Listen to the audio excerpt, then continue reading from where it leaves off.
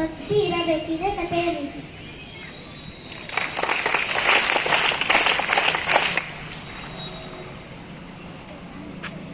ನನ್ನ ಹೆಸರು ವರ್ಷಾ ರೆಡ್ಡಿ, 6ನೇ ತರಗತಿಯಲ್ಲಿ ಓದುತ್ತಿದ್ದೇನೆ. ನಾನು ಇವತ್ತು ಜಲಮಾಲಿನ್ಯ ಬಗ್ಗೆ ಮಾತನಾಡುತ್ತಿದ್ದೇನೆ. ಪರಿಸರ ಮಾಲಿನ್ಯದಲ್ಲಿ 3 ವಿಧಗಳು: ಜಲ ಮಾಲಿನ್ಯ, ವಾಯು ಮಾಲಿನ್ಯ, ಭೂ ಮಾಲಿನ್ಯ. ವಾಯು ಮಾಲಿನ್ಯ ಎಂದರೆ ಪೆಟ್ರೋಲ್, ಡೀಸೆಲ್ ಮತ್ತು ಕಾರ್ಖಾನೆಯ ಹೊಗೆ ಮುಂತಾದವುಗಳನ್ನು ಮಾನವನಿಗೆ ತಡೆಗಟ್ಟು ರೋಗಗಳು, ಕ್ಯಾನ್ಸರ್, ಕೆಮ್ಮು, ದಮ್ಮು ಮುಂತಾದ ರೋಗಗಳು ಬೀರುತ್ತದೆ.